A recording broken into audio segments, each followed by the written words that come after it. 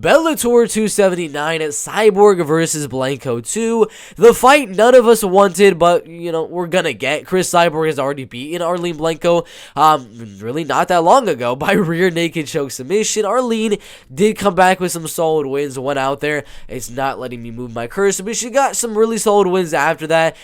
It's really not letting me press it, but Diana Silva by knockout, and then Pam Sorensen right there, very solid wins. Chris Cyborg is gonna be in the later stages of her career, but you know, she's super powerful. Juan Archuleta, Hachiyan Stats is the co-main event for the interim belts, as Hachiyan Stats versus, of course, the man, the myth, the legend, Sergio Pettis did have to pull out of the fight due to a ACL tear. Absolutely nasty injury right there. We got Kyoji Horeguchi, who I'm gonna be honest with you, should probably be fighting Hachiyan Stats for that interim belts. He's gonna be fighting Apache Mix. We got Lima, McFarland, Justine Kish, Lance Gibson Jr., Noah Dung, Justin Gonzalez, Kamaka III, Yamachi, Levon Chokali, Emmanuel Sanchez, Yancy Medeiros, Keone Diggs, Bobby King, Myra Miller, Randy Field, Janae Harding, Diana Silva, Ryan De La Cruz, and Jordan Winski, and Sumika Inaba, and Whitney Piles. We're going to go through the prelims a little bit faster for these first four right here, because some of them are a little bit self-explanatory. Some of them you can get a little bit more in depth with, but and we're going to go a little bit fast on these ones, but we go on first to the women's flyweight division. Sumika Inaba and Whitney Piles in the flyweight division. Whitney Piles, Bellator. What are you guys doing here, man? Yes, she did beat Lisa Maldine. That's a decent win. I definitely do say that is a decent win, but she got knocked out easily against Alani Olive-Smith. She lost to Gabriel Golfin, who's an absolutely horrible opponent. Yeah, Aaron Blanchfield is on there as well, but I'm going to be honest with you, it's going to be a domination. I mean, yes, Whitney Piles has some decent attributes. She's pretty average.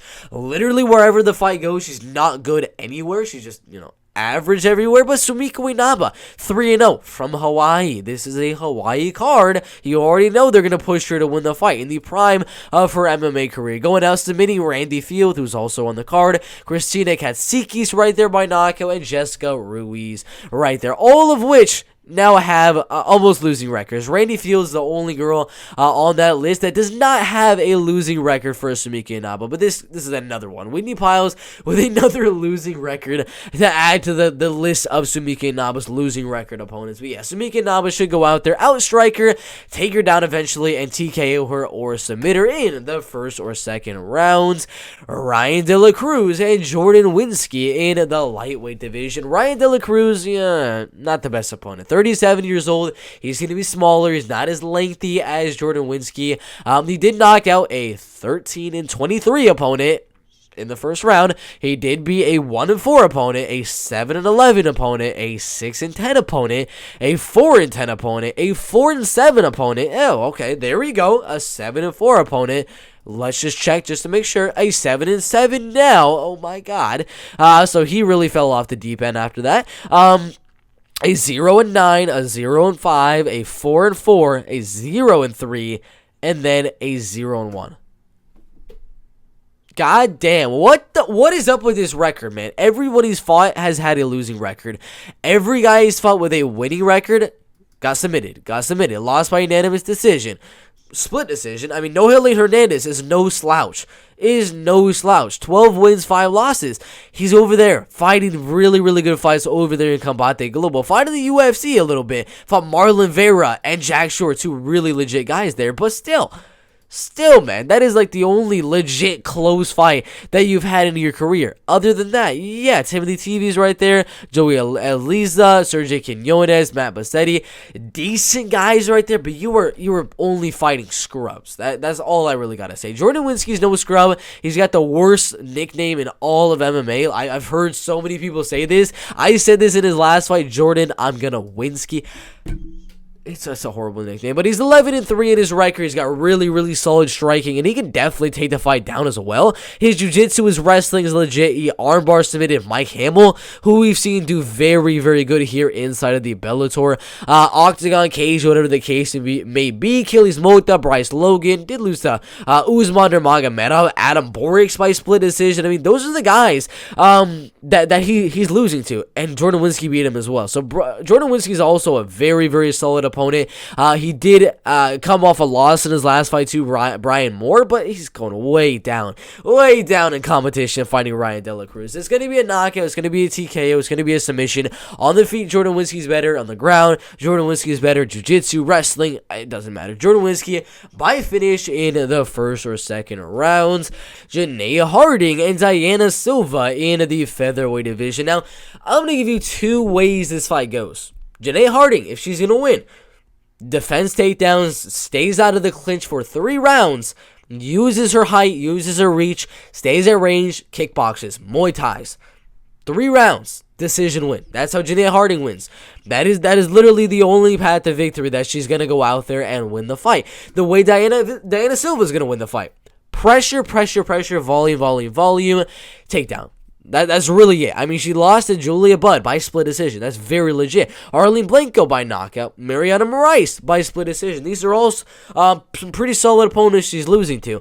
Very big step down in competition fighting Janae Harding. And I'm going to be honest, Janae Harding, she's fought some solid opponents as well. Beat Marina Montankina. She went out there, beat Cindy Kavanaugh right there as well. It's a tough one. I mean, it's one of those two things that's going to happen. It's just really, it's one of those fights where I kind of want to, like, live bet it or something like that. Like, right after Diana Silva goes for a takedown. If she's unsuccessful, I'm immediately betting Janae Harding. If she's successful, I'm going to immediately bet Diana Silva. It really comes down to, can she land the takedown or can she not land the takedown? That's really it. And we have no idea because they've never faced each other. We have no idea if she's going to be able to go out there and land the takedown. So it's a 50-50 fight. I'm going to go Janae Harding. I'm not confident in the slightest, but I got Janae Harding by a split decision. Randy Field and Myra Miller in the catchweight division of 120 pounds, right in between strawweights and flyweight. Myra Miller, 1-1 as an MMA fighter. Got 1 decision win, then she got a loss. She got submitted by Orlando Galindo. And we already know, I mean, they're just kind of bringing her in on short notice for Bellator for literally no reason. She's literally coming off a loss outside of Bellator, and they're bringing her inside of Bellator. The only reason they could be doing that is to get a win for Randy Field. I don't know why they want to get Randy Field with a win, other than, yeah, she had a pretty good fight with Sumiko Inaba, but, you know, I don't know. It's a weird one. Her record as an amateur was 3-4. Her record as a pro is 2-1 against 0-4, 3-6 opponents. It's one of those fights. Bellator is really just trying to do me like that and have no idea what's going to happen here. I've watched film on both opponents in Randy Field and Myra Miller. They both suck. They're both absolute garbage in striking, grappling, and wrestling. I mean, they're okay. I mean, I'm not going to go out there and say they're absolute dog. I'm not going to say that on YouTube. I might get the stream banned or something like that, but they're really not the best mixed martial artists. They are super low-level MMA fighters. So, whoever wins here is going to be a gritty decision. I don't expect to finish, but I'm going to lean Randy Field just because of the experience. It's not a confident pick, though. Randy Field by a decision. Keone Diggs and Bobby King in the lightweight division. Bobby King, the man that fought Nick Newell and won by a split decision. I still don't know how it was even that close in the first place. Then he lost to Alexander Shabili. No harm, no foul. That's a very legit guy. Then he went out there and dominated one of the big prospects in this Bellator lightweight division, in undisputed submission champion Aviv Gonzalez, and he just smokes him. Bobby King smokes that submission guy. And guess what? Bellator does not really know that Bobby King just keeps on beating these submission guys. They're going to give him another one. This guy came out there, submitted Derek Campos, Scotty Howe, leg kick knockout Andy Varela, and then a few other submissions, 4 in a row to start his MMA career. He lost to Danny Weichel by split decision, but I don't know if he lost that fight. I keep rewatching the fight. I'm still thinking that Keone Diggs did enough to win that one here. So this is an interesting one. Bobby King's really good at defensive wrestling, defensive grappling, but I don't know. It's a tough one. I do think it's going to be close. Bobby King does have the better boxing. Keone Diggs has the better kickboxing. He's got the better jiu-jitsu. I'm going to lean Keone Diggs. I don't think we're going to see a finish here, but I'm going to lean Keone Diggs by a decision right there. Just out-grappling, out-wrestling, and just keeping it very, very even on the feet in the striking. Keone Diggs by a decision. Yancy Medeiros and Emmanuel Sanchez in the lightweight division. Pretty fast prediction I'm about to give for you. Yancy Medeiros he's pretty old at this point. What is he? 34 years old right now. Emmanuel Sanchez is in the prime of his MMA career. He is smaller. He is less lengthy than Yancy Medeiros, but he's more powerful than Yancy. He's got more pressure. He's a lot faster than Yancy Medeiros, and I think that's what's really going to win him the fight. He's going to put on the pressure, put on the volume, and just come forward and throw on Yancy Medeiros. This is going to be an absolute war, and I expect it to go to the judges' scorecards. I know when you kind of see these war type of fights, sometimes you think one of them is going to get caught and get knocked out, but these dudes are some tough son of a guns right here. I don't think either guy gets knocked out. It's going to be boxing, kickboxing for 3 straight rounds. Emmanuel Sanchez being faster, more powerful, throws more volume, younger, more experience. I'm going to lean towards Emmanuel Sanchez by a very close 29-28 decision. I'll give Yancy Medeiros. I think he'll have his moments and be able to win at least one of those rounds. Yamachi and Levon Kelly in the welterweight division. Now, another one I'm going to give very, very fast because Levon Kelly is very, very overrated in my opinion. He did lose to Kyle Krishmer, very solid opponent. Then he beat Vinicius de Jesus or de Jesus. I never know how to pronounce the name for Vinicius right there, but yeah, he's beating that guy Isa Isakov right there, 5-0 undefeated fighter. But none of those guys are anywhere near Kyoto Yamauchi. Even Kyle Krishmer is like 50-50, like very, very close to the level of Yodi Yamauchi, and we saw what Kyle Krishmer was able to do. Yoti's not even just a grappler and a wrestler, but he's also a very solid striker as well. I think he would go out there and beat him pretty much everywhere on the feet. He's going to put on the movement, outstrike him a little bit, then mix in the takedowns every now and then. I don't think we're going to see a finish, but I think it could happen. It's very, very likely it could happen because Yodi Yamauchi, he knocked out Chris Gonzalez on the feet, submitted Darren Cruikshank, submitted Cyan Awad, decision Daniel Waicho there, but Levon Kelly, he's an almost undefeated prospect. He's going to be trying just not get finished once he realizes he's going to lose the fight with Yodi Yamauchi. So I think we're going to see a grinding, grappling performance from Yodi. I think we're going to see a lot of submission attempts for Yodi for sure, but I don't think we see a finish here. Yodi Yamauchi by a decision. Kai Kamaka III and Justin Gonzalez in the featherweight division. Another one, I'm going to go the underdog here. Very, very slight underdog at that, but I'm going to go the underdog. Justin Gonzalez' only loss is to Aaron Pico. He's in the prime of his MMA career. He's taller. He's lengthier. He's got the better cardio. He's got the better volume. The wrestling and the grappling is very even. I don't think there's going to be too much of an advantage there. Striking, maybe earlier on, you'll give Kai Kamaka the advantage, the explosiveness, the speed, the power, and things like that. But later on, as the fight goes, Justin's going to absolutely destroy him. In my opinion, the cardio, the volume, the pressure, and things like that, it's really going to get to Kai Kamaka III. Kai does not put out the same output early on in the fight as he does later on. Fighting Justin Gonzalez, it's going to be rough. It is going to be a rough night at the office for Kai Kamaka. So I'm going to go Justin Gonzalez by decision, outstriking in the second and third round to a 29-28 decision. Lance Gibson Jr. and Nainoa Dung in the lightweight division. Nainoa, 23 years old, beat Izzy William, but he did, lose to Charlie Campbell by knockout. And then Zach Zane. That is not a good look. Zach Zane, I'm going to say that right now. Lance Gibson Jr. would absolutely destroy Zach Zane and Charlie Campbell. But I know Dung has not fought in a while. It's been almost a year in about probably 1 day, to be honest with you. 11 months and 4 weeks. It's got to be like right at a year, but I'm really not too sure. 27 years old for Lance Gibson Jr. is going to be smaller, but around the same length right there. His striking has been improving in the last few fights. I know he's definitely improving that, but his wrestling and grappling is where it's at. He's going to take down Nainoa Dung. He's going to dominate him there, and he's going to finish him there. First or second round finish from Lance Gibson Jr. Lima McFarland and Justine Kish in the women's flyweight division. Lima She's probably going to dominate the fight. I'm going to be honest. Justine, she's going to have her moments here because every round does start in the striking. She'll have her moments. She'll land some kicks, some leg kicks, some body kicks, some jabs, some 1-2s. She'll land some shots, of course. But eventually, Lima McFarland's going to land the takedown. She's going to get the fight to the ground. And she's just going to control Justine Kish on the ground for these full 3 rounds. I mean, Tracy Cortez was able to do it. I mean, it wasn't dominantly. Sabina Mazo was able to submit her right there. And then Deanna Bennett ended up getting a decision right there. So, yeah, I still don't know how she's getting a step up in competition after losing to Deanna Bennett, but yeah, I don't know what Bellator is doing there. Lima McFarland should win the fight, out-grappling, out-wrestling, and possibly even out-striking, but I don't really think so. I think it'll just be with the out-wrestling and out-grappling. 3 rounds to none. Lima McFarland by a unanimous decision.